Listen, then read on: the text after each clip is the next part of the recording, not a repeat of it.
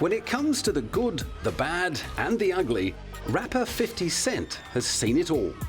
Born Curtis Jackson III with no father in sight, his mother was a 15-year-old cocaine dealer who was murdered when Curtis turned 8.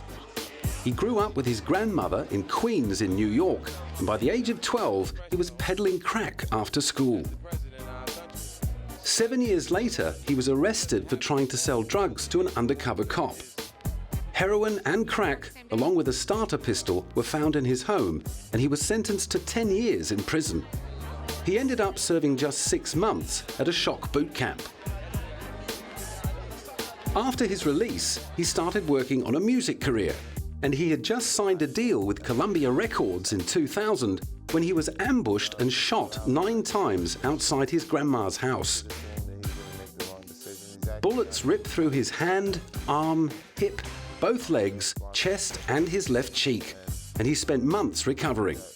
When Columbia found out about the shooting, he was dropped from the label and blacklisted. He then had to wait another 2 years until Eminem heard his material on a mixtape and flew him to LA to work with Dr. Dre. Within 12 months, all the violence, ugliness, and hardship that had stained 50 Cent's first 23 years on Earth had been washed away by adulation, acclaim, and riches afforded by his platinum-selling debut album, Get Rich or Die Tryin'. By the end of 2005, he had his own record company and his own clothing company, and was playing it cool about revisiting the good old bad old days of his youth by starring in a movie based on his very own life story. I mean, it was a learning experience for me. It was my first time. There was more to be milked from his violent past in a video game called 50 Cent Bulletproof. And we came up with a fictional plot.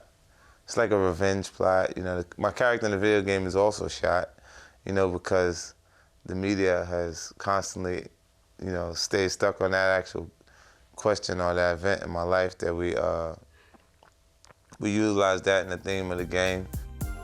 And despite the furor that had erupted over the seeming glorification of violence in both the film and the video game, 50 was making no apologies for turning the turbulence of his youth into a cash cow. I think humans are entertained by all life-threatening situations because our fate is to die. There's so many different ways that we can actually leave this life that we entertain ourselves with the idea of someone being in danger. Not that all the violence has been consigned to the realms of his lyrics, films, and video games. His famous feuds with other rappers have also thrown up reports of threats and even shootings. In 2005, a spat between him and the game allegedly ended with one of the game's entourage being shot in the leg. The rappers publicly patched up their differences with a $250,000 donation to the Boys Choir of Harlem. We're here today to show that people can rise above even the most difficult circumstances, and together we can put negativity behind us. Nowadays, instead of finding himself in a courtroom dock, he has become known for instructing his lawyers to go after bad guys like fast food chain Taco Bell, which had the temerity to issue a fake letter asking him to change his name for one day to 79 cent, 89 cent, or 99 cent to help publicize its value menu. In return, the company offered to donate $10,000 to the charity of his choice. 50's response was to take Taco Corp to court to sue the company for trademark infringement.